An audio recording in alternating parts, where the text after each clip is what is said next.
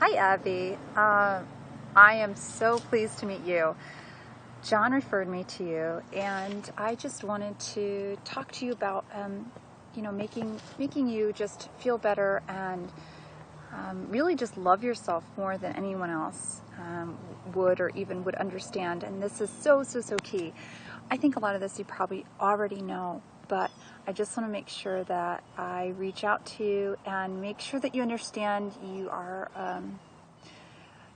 not at all by yourself in terms of these issues. So many people have self-esteem issues. It's almost not normal if you don't have a self-esteem problem. So you are definitely in good company, and there are so many other people just like you, including myself. And I just wanted to reach out and first of all give you a huge hug and talk to you about dealing with it.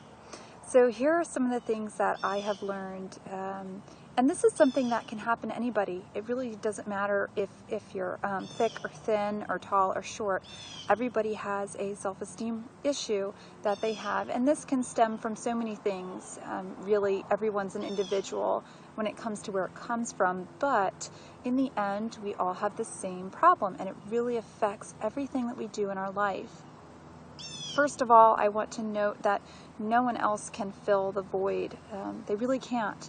You have to be whole and complete first before you could really expect anyone else to contribute anything to your life. And so people and things don't fill voids. You have to fill it, and this is usually a tear that you have to fix. So if that helps you understand what I mean, you will never find the perfect man that makes you whole if you're torn. He could try to help you, but this is something you have to do, and I want to give you that strength if I can.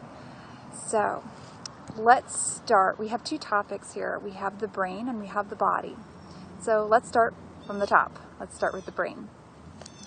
So again, reiterating that everyone has this issue and that no one else can fill it or fix it for you. Let me give you a little analogy, okay? And this is something I use for love as well. Let's say that I have a bowl of candies, and these candies are my love, and I give them out to anyone I choose, but I have to be careful because this bowl of candy is also what I feed off of, and so I can't just give it all away without getting some back in return. And this is what happens in relationships where you're paired with someone who is taking and taking and taking and not giving any back to you. So in the end, you're left with this empty bowl, and you're wondering why you feel angry and you feel very unloving. And of course, the other person can't understand what happened. This giving person isn't giving anymore.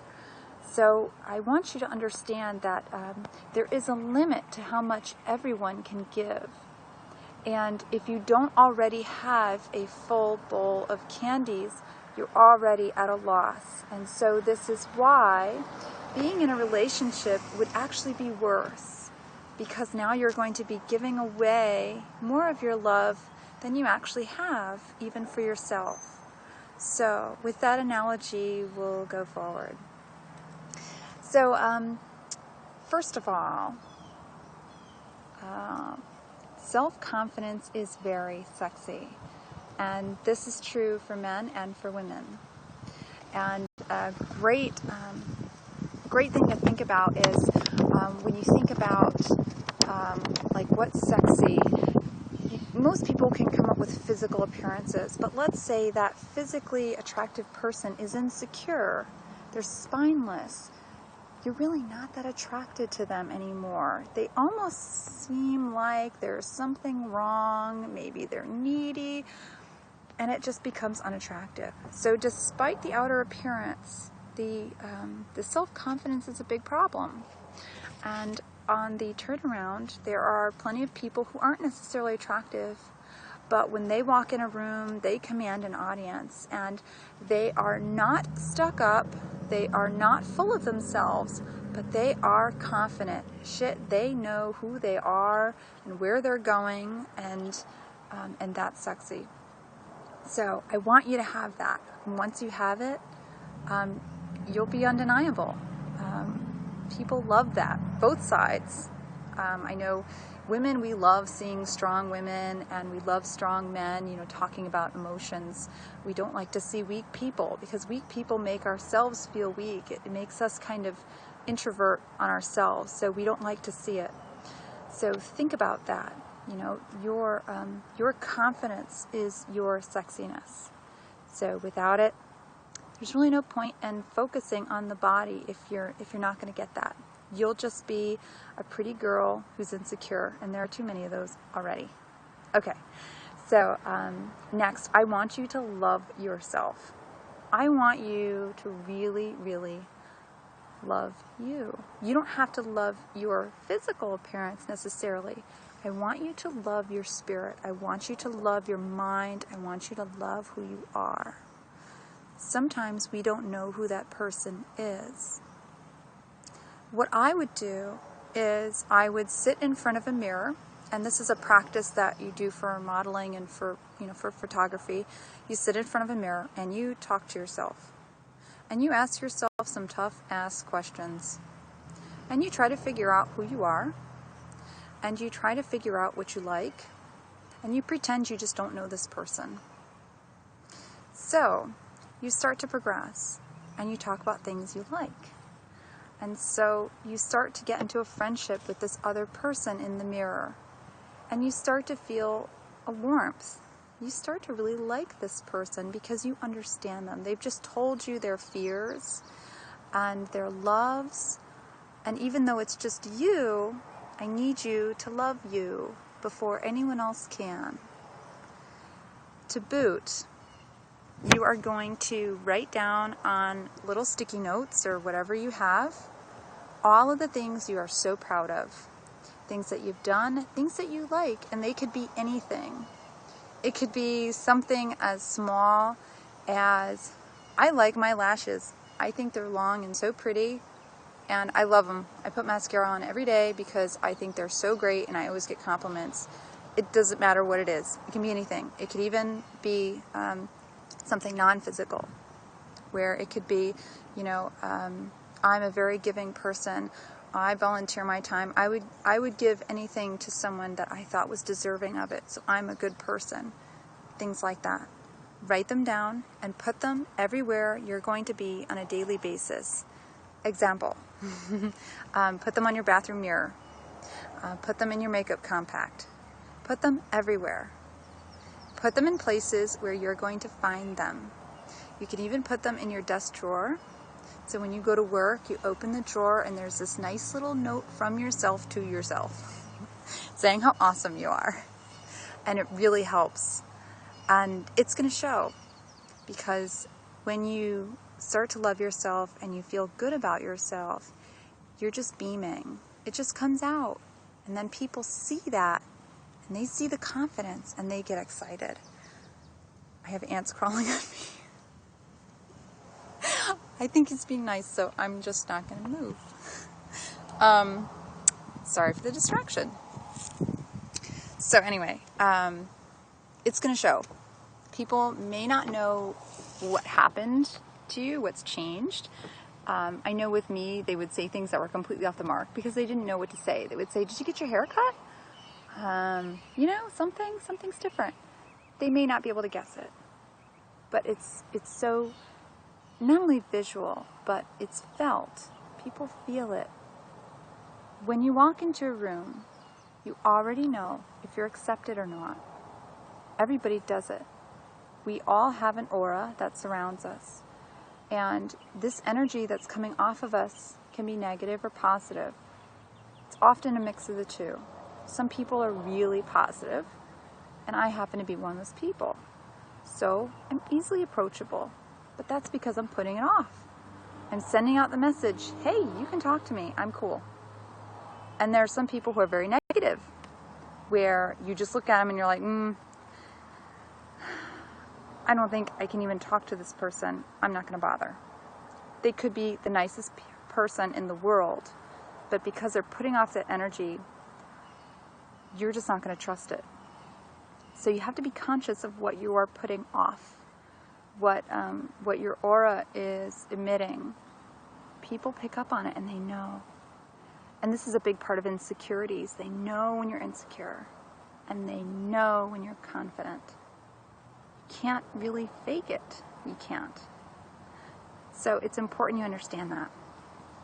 So let's talk about the body. A big part of my life right now is helping people really make their body better. I personally had a very scary encounter. I was given a death sentence by a doctor, and basically I beat his odds. I did not go with the drugs that he prescribed me. I went a very natural method, which is a big part of what I am today. And so I am teaching that, so you can kind of understand where I'm going. These are personal experiences that I'm sharing with you, along with a lot of other scientific journal trials, information, things like that. So let's talk about genetics.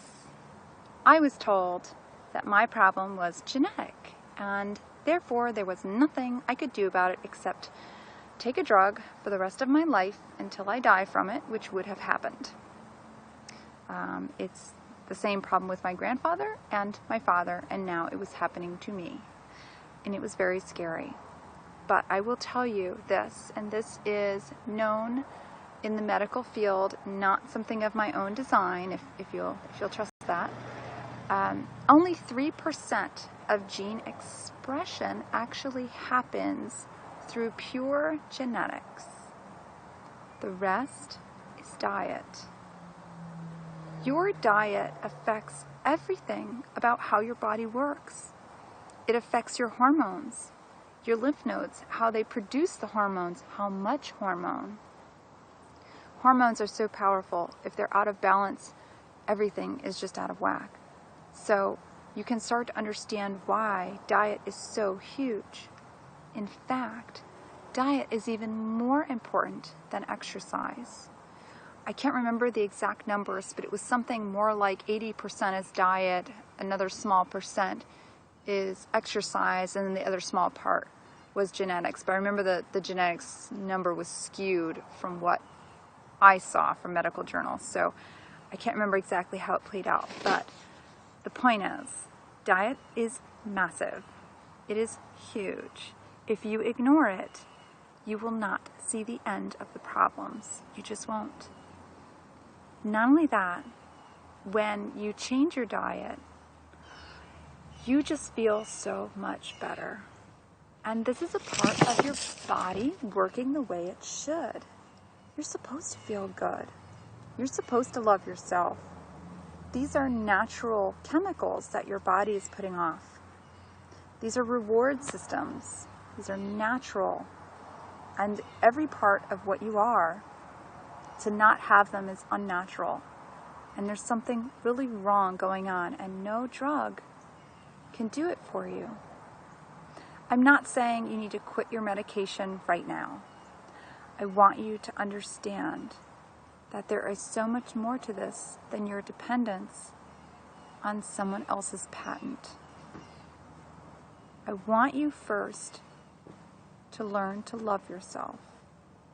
And then second, I want you to make small changes towards a big change in your diet, and you will feel awesome. Everything will work as it should. You'll feel so good, and you will notice that you have a connection with things that you weren't connected to before. It really is enlightening. And I've tried to explain it to many people, and it's just so abstract for them. It's hard for me to put it into words. But it's a love that is bigger than you are. And if you can tap into it, you'll see what I mean. And you'll look back and you'll almost be pissed that you didn't have this epiphany before. Because it's that great. It's perfect. It's what you were born to feel. Everyone should have it. And I want everyone to have it. I want you to have it. I want you to know what it's like to be a part of a love that's bigger than you, and to feel it. We're all connected and we're all tapped in. Just so many of us are asleep at the wheel and we just don't realize it. Once you're apart, it's undeniable. I want you to have it. So, I could also send you a video by a doctor called the Pleasure Trap. Pleasure Trap, that's what it is. And this has to do with the body's reactions and addictions to food, and it's very real. An addiction can be anything. People can be addicted to collecting stamps. It doesn't mean stamps are evil. It just means that people are attuned to addictions, and understanding them is the very first step in overcoming them. And so that's a really great video that I can give you, the Pleasure Trap. Also, as far as food items, I know for a fact, and this is prescribed by a doctor, that potatoes absolutely help with the happy, feel-good chemicals in the brain. Absolutely do. And I love potatoes. Here's the trick with carbs, okay? They have to be whole food. Now, let's think about the word whole and then food, okay? Now let's add plant. So when I say you're going to eat potatoes, guess what it doesn't include? It doesn't include butter, which is not a whole food, right? Butter doesn't grow out of the ground as butter, right? It's man-made. Also, oils are refined. So they are not whole in the sense that they do not, again, come out of the ground the way they are. I understand you want to be able to enjoy the food. So you can have salt. And if you're really, really in a crappy mood, you could probably drizzle a little bit of olive oil, but it's liquid fat, so watch out. Okay. But without the fat, you could eat potatoes with no problem whatsoever. Obviously, I don't want you all day long potatoes. But you know what? If for dinner you just want a big pile of them, then go right ahead. You can roast them. I like to steam mine. And I like to get either, the reds are good, but my favorite are the Yukon Golds because they're so creamy and they just have an awesome flavor. I'll steam them, and when they're still warm, I'll just like put them in my pocket and walk around and eat them. You don't have to be weird like I am. I love potatoes. I'm not kidding. You can also slice them thin, not paper thin, but you know, maybe the thickness of my pinky, like that. Put them in a toaster oven, and they will puff up like pastries, and they're super fun to eat like that too. So again, there's no oil with that. You're just toasting them, and the thickness that they're cut, the center cooks and creates an air chamber, and it puffs up the outsides that cooked before, and so it makes this fun little snack. So that should help you. I want you to be able to eat food and feel full and happy and satisfied. I do not want you on a diet that makes you feel like you're starving, that makes you feel like you're not fulfilling the happiness that you need when you eat. This is not the case. I want you to love your food, and you can. Keep it whole and keep it plant. Remember, you love vegetables. You know why? Because seasonings are plants. They're dried and crushed. So, the seasoning blends are at your disposal. You can season to your heart's content. It's not going to make you fat. In fact, have fun with Indian food, try different spices, enjoy yourself. Just watch out on the refined fat and stay away from the animal fats. Animals, the cells that makes up the actual meat itself is made of cholesterol, and it's the bad kind. The good kind, your body makes all by itself, because your body is a beautiful machine that no human could replicate. Only nature or the creator or whoever calls to you could make such a perfect machine. Please take care of it. You won't be getting another one.